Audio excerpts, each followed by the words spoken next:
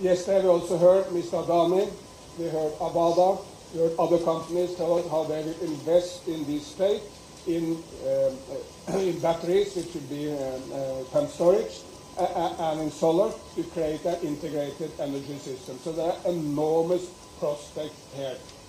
What is the key for this? In my view, is the perspective of no other than Narendra Modi. When you listen to him, I've listened to him many times. I listened to him yesterday. I was quite listening to Ahmedabad, listening to him. It's the same message all the time, and it's a wonderful message. Because he never focused on the problems coming from climate change. Because he is aware that there will be droughts, that there will be flooding, that there will be sea level rise. But his perspective is very different. It is how can these actions help India grow and go green all the same. Create prosperity, create jobs, that's why all of you are here, but do it in a way which will also help the environment, protect nature, and protect climate. And that's why we are now at a watershed moment in human history, because in the past, if any nation wanted to grow, Canada, Norway, United Kingdom, United States, Japan, Korea, China, whatever nation wanted to grow, there was only one way. It must be based on fossil fuels and coal. There was no other way to prosperity. That's why no one tried something else. But now if you switch from coal to solar, it's not a cost. It's a saving. Last week I was in the state of UP watching some rural solar projects there, and the owners of these projects were saving half the previous cost. In the past, they paid $500 a month for diesel. Now they pay $200 a month for a solar plant, which was set up with the cost, a long-term perspective, so that we share the cost over some time. So that is the road forward, not climate change as a problem, but as an enormous opportunity for green growth. Look, green hydrogen is a very important part of this. Everyone expects green hydrogen to be one of the major sources of energy in the future. I think not for cars. That's gone. Cars will go fully electric. Even trucks will go electric. Buses will go electric. But it will be for very heavy transport, like shipping, maybe for airplanes, and for sure for some of those industries which demand very high temperature, like cement or fertilizer and others. So we expect a huge market for green hydrogen. How can we realize that market? I think there are two main issues. We need to produce a lot of renewable energies. Otherwise, there can be no green hydrogen. You need a lot of solar, hydro, whatever, nuclear, whatever, to produce green hydrogen. And secondly, we need to match demand and supply. Unless there is demand, no one can come forward and develop a program to supply. But unless there is supply, no one can base their business on it either. So bringing together supply and demand and building sufficient amount of renewable energies, I think are the two main preconditions for going big into green hydrogen. We will look into the possibilities in the state of Madhya Pradesh. It's a landlocked state, so it's not easy to export, but let's come back to that. Finally, I will point to three main issues which I think everyone who wants to go big into renewables will need to consider. First, and maybe somewhat controversial, first is China.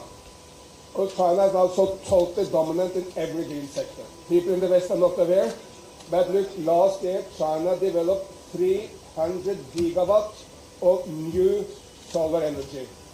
How much is that? Well, it's double as much as the second nation, which is the United States, has developed in the entire existence of the United States. So one day China doubled the entire existence of the United States. Or another comparison, this 300 gigawatts of new solar, there's also new wind and a lot more, but new solar in China is 100 times the entire grid in Nepal. Nepal is a middle-sized Asian nation with 32 million people. New solar, 100 times the entire grid in Nepal.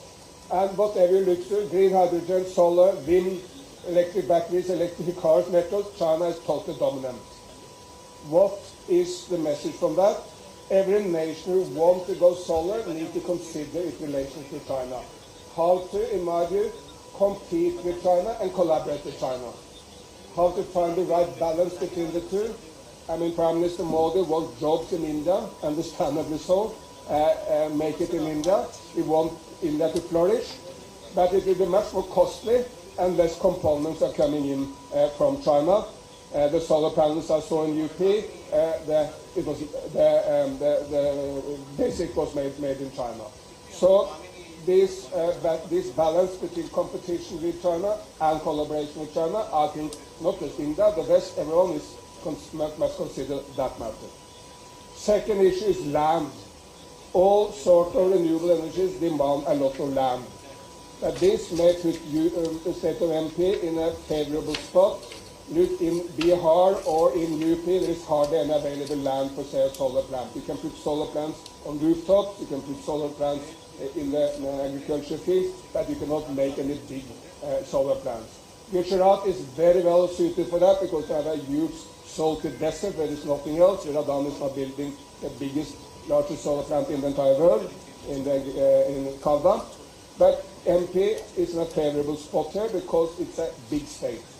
There's a lot of land, so please find ways to utilize that opportunity of MP. And the last one, again a little controversial, but popular acceptance is key. Because in my nation, Norway, we tried to develop wind, and all of a sudden people were up in the arms and said, no, I don't want wind in my hometown. Maybe somewhere else that's good. Maybe it's good for Norway. Maybe it's good for the planet. Maybe it's good for Canada. Not for my hometown. And then it stopped because we hadn't worked on the popular acceptance. So my advice is very strongly, look into when you build solar or wind or hydrogen or hydropower, there must be a revenue sharing with the people at the spot. Those living in the communities must share the benefits. Otherwise, India, I think, will experience the same as North America and Europe. All of a sudden, people are up in arms against these programs. So be aware, be in front, and start consulting people at an early stage and share some revenue with the people at the spot. Finally, in my nation, Norway, we had a lot of hydropower. It was always enormously popular. Why? Because everyone who got some hydropower in the community got benefits. Little better care for the elderly, little better kindergartens, maybe some new sports facilities, maybe a new swimming hall, some benefits. And then, of course, people said, oh, hydropower is benefiting not just Norway, me, my family. So I think this is absolutely essential. So at the end, these are my three pieces of advice. Look into the relationship with China, how to get that right. Look into the land issue, where Madhya Pradesh is very well placed, and look into the importance of local consultations and sharing of benefits with the local people. Thank you very much, Eric. I think those 3 points you've raised for us to consider is very pertinent. Now, first, let me thank Amanji and Manuji for joining us here today and paying attention to some of the experts gathered here in the room. My apologies if I don't know some of our colleagues sitting on the other side, but I do have some of the largest green hydrogen developers in India, and this gives us a good segue into the first theme that we've set for today, and which Manusa also highlighted, which is how do we support Madhya Pradesh in enabling larger projects. Of course, there are natural disadvantages here in the state. The state is landlocked. There are no ports for large export projects to take place. However, like Eric had pointed out, there is a lot of opportunity for renewable energy. And like Manusa had earlier spoken about the policy for green hydrogen in the state, which is giving out land for large renewable energy projects, capital subsidies, and also giving you an opportunity to develop your renewable energy in the state and export the electrons to produce molecules in other states. So for the first theme, I'd like to call upon one of the large developers. There's Greenco, Avada, NTPC, Semcop, all in the room, but perhaps I could start with Murtaza from Avada. Murtaza, Avada has been in, at least you announced projects in more than 4 states, I believe, in India. There are billions and billions of dollars of investments. what have you seen that has worked in other states that you think Madhya Pradesh can adopt and take forward? Yeah, thank you so much for the opportunity, sir.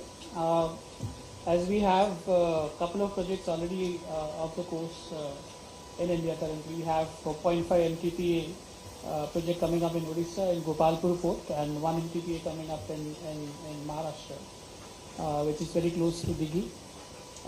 The advantage with both the states currently is that one is at the east coast of the country, one is on the west coast. We can able to cater to the foreign economies on the eastern side as well as on the western side. But I think more than that project, Madhya Pradesh has a unique advantage of being in Madhya, in center of the country, and this state can cater to the domestic requirement of the country as a whole, because Madhya Pradesh, of course, is blessed with renewable energy. We all know about it. We have good amount of solar here, good radiation, good wind facility, and we are blessed with a lot of water as well, which are the three important components which is required for a green hydrogen project to come. Couple of thoughts we have, which we have seen in other states, which can help Madhya Pradesh start out. I believe they have already launched a policy.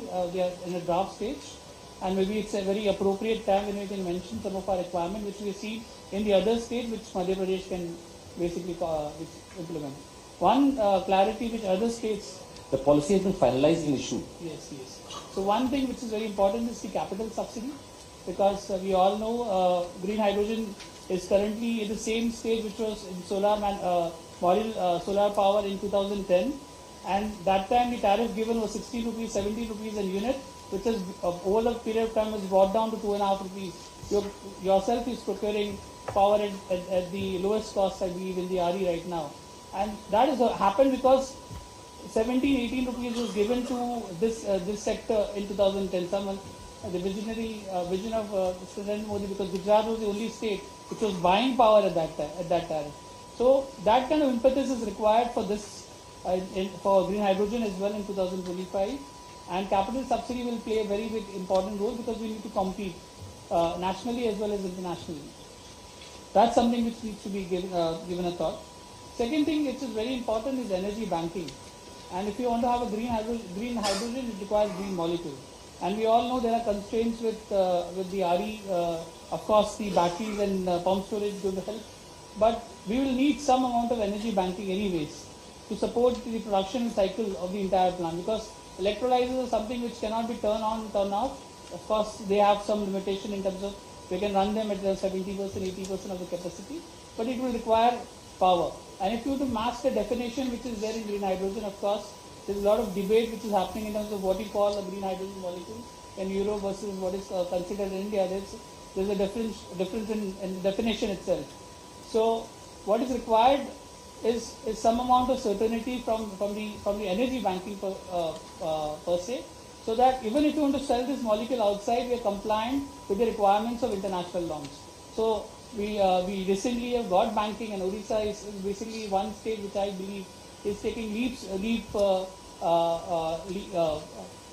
strong advances towards and they were the first one to sign a banking contract with us. So we have signed recently a banking agreement of 300 megawatt in Odisha right now, effective coming in 2027. So energy banking is the second requirement, I think, which needs to be considered. Third, I think very important requirement is the availability of land, which sir has already covered, and I think there's a lot of land parcels which is available in Madhya Pradesh which can be given for the RE projects, because RE projects will require a lot of land, and a lot of waste land is available in Madhya Pradesh which can be given at a cheaper cost. So that can be subsidized or can be incentivized. Fourth, I think both from the buyer and the seller side, when I'm saying as a developer we need to be incentivized, the buyer also needs to be incentivized. So green hydrogen policy also should also look at needs in terms of how we're going to subsidize the cost for them for buying green hydrogen also, because we need to create the demand that side as well. So I think that is something which needs to be created. So either we can incentivize them or come up with compliance requirement for them to buy, because unless we have a demand side, the supply side will not come. And what we are looking at right now, even we've seen that in carbon credits as well, right? In needed a push for renewable energy, and because of compliance, the renewable energy right now, in spite of the cost earlier, had been taken up. So these are the 4 or 5 requirements. And one suggestion which I can give is we can create a green hydrogen hub in Madhya Pradesh, which has the source of power, which has the source of land, which has the source of water requirement, and maybe come up with the pipeline requirement, the infrastructure requirement, maybe to Bina, one of the center points where ammonia is actually getting utilized in big quantum, and green hydrogen can be one of the byproducts of green hydrogen is ammonia. So we can produce green ammonia. So maybe state government can facilitate an offtake kind of an arrangement with this fertilizers company, and they can actually create the demand side.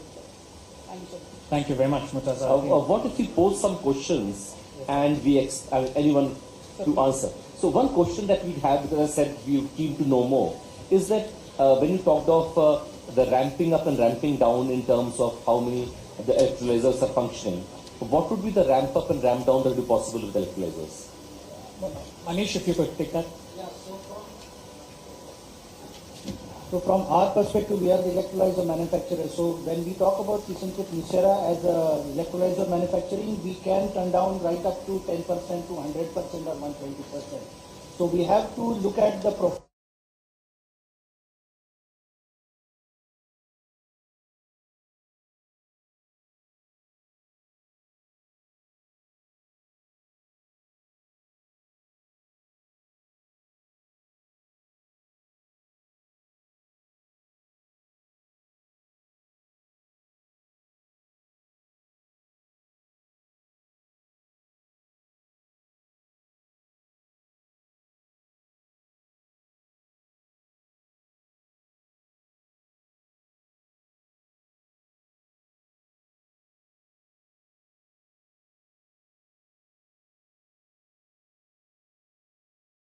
Ramping and ramping down, where we are having a dedicated solar plant.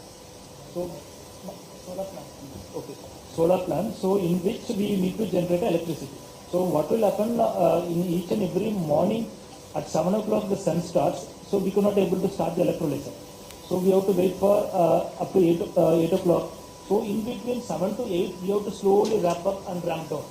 So, this is what is happening because we need to generate a green hydrogen. So we should not take any power from the external grid. So like Sarah pointed out, when we are going for a huge generation of big capacity of electrolyzer, you need to have some amount of banking capacity. So that banking supports huge requirement for hydrogen generation as well as to bring the economic of green hydrogen. Without banking, what is happening is the cost of RE power, because you need to set up more battery, and you need to set up a huge amount of RE installation, so which ultimately increases the cost of the green hydrogen. So what our suggestion from industry point of view, the government is that, sir, if you are possible to consider any banking provision, you can take up also if any RE projects are installed in Madhya Pradesh that will be used for a generation of green hydrogen within the state.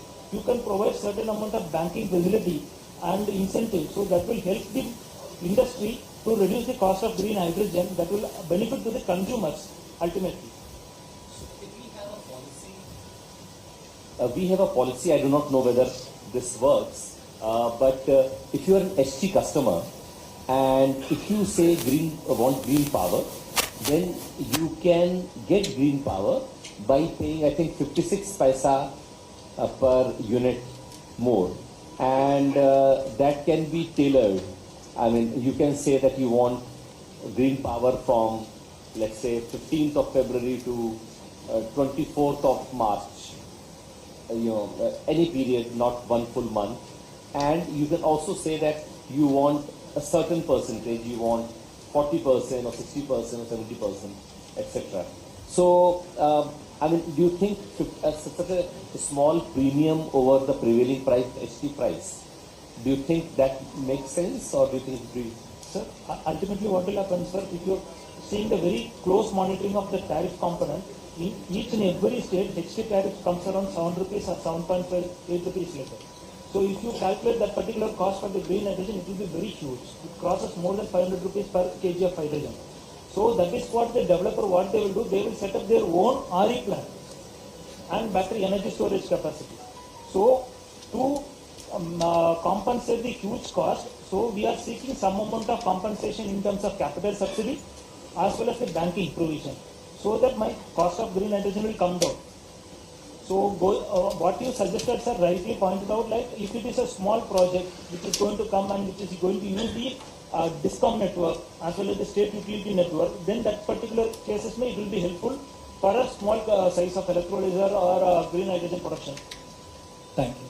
Thank you. So to add further, there's also these strict definitions for what qualifies as green hydrogen.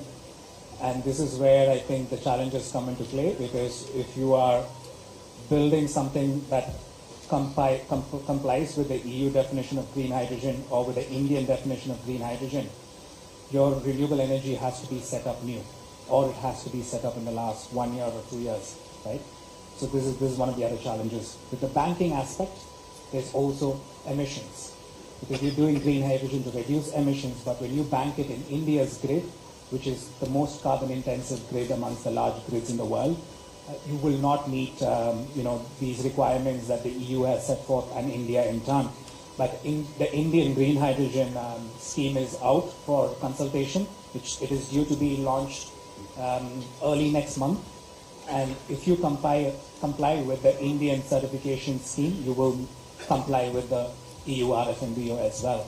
But I think this was a very good round of discussions on banking, because it is a crucial component on the ultimate price. But going back into the conversation on what can be done here in Madhya Pradesh, I think Murtaza raised a very good point, which is incentivizing local consumption. And this is something no other state has done in India.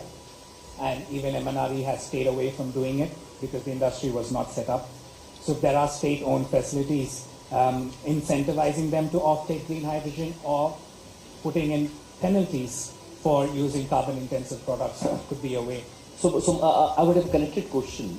So what are the demand centers that you expect would be there? I mean, I can think of refineries and fertilizer plants, steel plants. Are there more that you can think of? Yes, sir. Yes, Lakshman. So if you consider about the Madhya Pradesh and Rajasthan cluster, so we did a study on a green ammonia requirement. So it comes around 32 lakh metric ton of ammonia is required. So between the border of Madhya Pradesh and Rajasthan.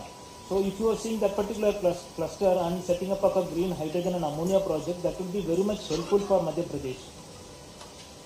Thanks, Also, Madhya Pradesh could be the place who can start supporting the other states.